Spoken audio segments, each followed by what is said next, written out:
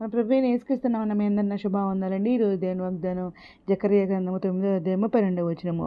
బంధకములలో పడి ఉండియు నిరీక్షణ గలవారారా, మీ కోటను మరలా ప్రవేశించుడి, రెండొంతులుగా మీకు మేలు చేసేదనని నేడు నేను మీకు తెలియజేయుచున్నాను అనే వాగ్దానం ఇచ్చిన పరిశుద్ధాత్మడు అద్దరా తెలిసి ప్రార్థన చేసి వహిస్తుంది చెల్లించి మరలా ప్రార్థన చేసి దేవుడు అన్నప్పుడు దేవుడి వాగ్దానం ఇచ్చారండి. వెంటనే షాడోస్ పట్టిన చూడండి అక్కడ అవునండి. అనుదినము కూడా ఉదయకాలం సాయంత్రకాలం అర్ధరాత్రి ప్రార్థన చేస్తున్నాం, సుతియాగం చేస్తున్నాం, బైబిల్ అయితే దేవుని కృపలను పూర్తి రాస్తానండి. ఇంకో ఉపవాస ప్రార్థనలు చేస్తున్నాం, విధంగా చేస్తున్నాం కాబట్టి దేవుడు ఇక్కడ మనకి మరి బంధకంలో పడి ఉండి మరి నిరీక్షణ లేని వారారా, మీ కోటను మరలా ప్రవేశించమంటున్నారు, రెండొంతులుగా మీకు మేలు చేస్తానని అంటున్నారు అనమాట. ఈరోజు దీనికి ఇప్పుడు మనం ఇక్కడ యెషయా 61వ అధ్యాయము 1వ వచనంలో చూసినట్లయితే దేవుడు ఏం మాట్లాడుతున్నారంటే, ప్రభువు యెహోవా ఆత్మ నా మీదకి వచ్చి ఉన్నది, దీనులకు స్వర్తమానం ప్రకటించుటకు యెహోవా నన్ను అభిషేకించెను, నలిగిన హృదయం గల వారిని దృఢపరచుటకును, చెరలో ఉన్న వారికి విడుదలను, బంధింపడి వారికి విముక్తిని ప్రకటించుటకును నన్ను పంపి ఉన్నారు అని చెప్పేసి ఇక్కడ యెషయా గారు మాట్లాడుతున్నారండి. దేవుడు ఆయన పంపే అని మాట్లాడుతున్నారు అన్నమాట. చెరలో ఉన్న వారిని నడిపిస్తానికి, ఇంకా మరి నలిగిన వారిని మరి దృఢపరుస్తానికి, దీనిలోకి స్వార్థమానం ప్రకటిస్తానికి ఆయన అభిషేకించారని చెప్పేసి యెషయా గారు ఇక్కడ మాట్లాడుతున్నారు అన్నమాట. బంధింపడి వారిని విడుదల చేయటకు ప్రకటించడానికి అనమాట. దేవుడు ఆయన పంపారని చెప్పేసి ఇక్కడ మాట్లాడుతున్నారు. మనం కూడా దేవుని గురించి ప్రకటించాలన్నమాట. అందరం కూడా ఆయన మన కోసం నరవతారం అయితే భూలోకం దిగి వచ్చి మరి మన కోసం చనిపోయి తిరిగి లేచి మరలా వస్తానని తన తండ్రి కృపాసనం ఉన్నారు. ఇప్పుడు మరలా తిరిగి వస్తానంటున్నారు. మనం ఆయన వచ్చాడు, ఆయన మందరం సిద్ధపడి ఉండాలని, మరి రక్షణ పొంది ఆయన రక్తంలో మన పాపాలను కడుక్కొని మారుమనసు పొంది బాప్టిజం తీసుకుని సిద్ధపడి ఉండాలని అందరూ ప్రకటించాలన్నమాట మనం కూడా.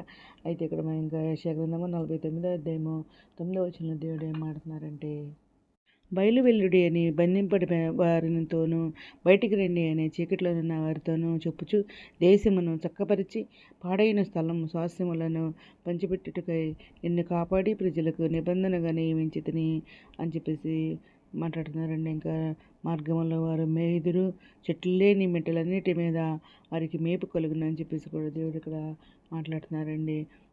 ఇంకా దేవుడు ఇంకేం మాట్లాడుతున్నారండి. జకర్యా గ్రంథము 9వ అధ్యాయము 11వ వచనంలో, మరియు నీవు చేసిన నిబంధన రక్తమును బట్టి మరి తాముపడిన నీరు లేని గోతుల నుండి చెరపట్టబడిన నీ వారిని నేను విడిపించదను అని చెప్పేసి దేవుడు ఇక్కడ మాట్లాడుతున్నారండి.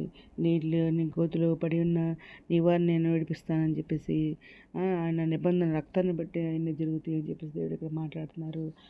ఇంకా మరి దేవుడు ఇంకేం మాట్లాడుతున్నారు, హెబ్రీయులకు రాసిన పత్రిక 13వ అధ్యాయం 20-21లో ఏం మాట్లాడుతున్నాడంటే, గొర్రెల గొప్ప కాపరి అయిన యేసు అను మన ప్రభువును నిత్యమైన నిబంధన సంబంధమగు రక్తమును బట్టి మృతుల్లో నుండి లేపిన సమాధానకర్తయగు దేవుడు యేసుక్రీస్తు ద్వారా తన దృష్టికి అనుకూలమైన దానిని మనలో జరిగించుచు ప్రతి మంచి విషయంలోనూ తన చిత్త ప్రకారం చేయుటకు మిమ్మల్ని సిద్ధపరచునుగాక, యేసుక్రీస్తుకు యుగములకు మహిమ కలుగునుగాక అని చెప్పేసి దేవుడు ఇక్కడ మాట్లాడుతున్నారండి. ఇంకా యెషయా గ్రంథము 40వ అధ్యాయము 2వ వచనంలో దేవుడు ఏం మాట్లాడుతున్నారంటే, నా జనులను ఓదార్చుడి, యెరూషలేముతో ప్రేమగా మాట్లాడుడి, ఆమె యుద్ధకాలం సమాప్తమయ్యను, ఆమె దోషరుణము తీర్చబడెను, యెహోవా చేతి వలన ఆమె తన సమస్త పాపముల నిమిత్తము రెండొంతులు పొందినను సమాచారం ఆమెకు ప్రకటించుడు అని చెప్పేసి దేవుడు మాట్లాడుతున్నారు అనమాట అండి. ఇక్కడ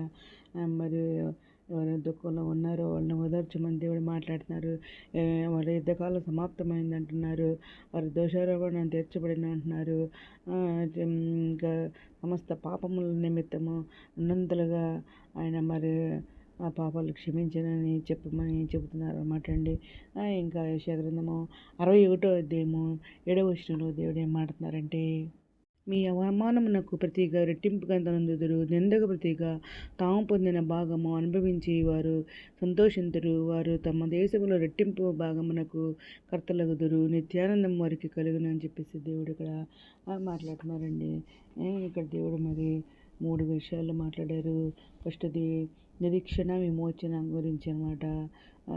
మనం నిరీక్షణ కలిగి ఉన్నాం కాబట్టి ఆయన మన పాపములన్నీ కూడా విమోచన చేశారు, విడుదల చేశారు, పాపం నుండి విడుదల చేశారు.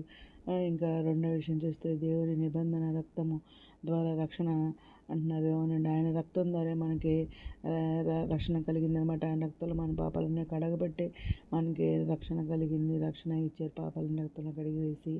ఇంకా మూడో విషయం చెప్తే రెండంతల ఆశీర్వాదం అంటున్నారు.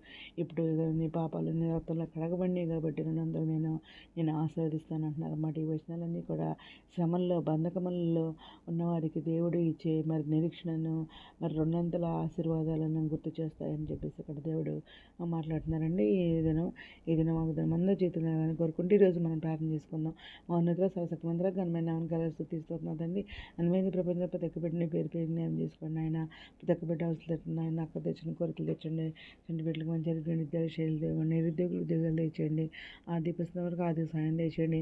అనారోగ్యాన్ని స్వస్థపరచండి. ఆయన ఏదొందుకొని ఓదొచ్చండి. ఆయన కొన్ని వాళ్ళు ఏవైతున్నాయి రక్షణ దయచేయండి. వనసులు బలపరిచిన మన కాలం మీ కాలం వెంట కూర్చోబడి మీ తరకు రానయ్యారు. మీరు ఇష్టాన్ని మీ అందరూ సిద్ధపడ్డ కూర్చోమని ఎతబడ గుంపులో ఉండే భాగం దయచేయమని మా ప్రభు పేరు నేను అడిగి పెట్టుకొని ప్రార్థిస్తామని ఉంటుంది. మేము మీ అందరి ప్రార్థనలో మా కుటుంబం నుంచి కూడా పే చేయమని మనం చేసుకున్నాండి. ప్రభు సేవలో మీ సహోదరి. God bless you.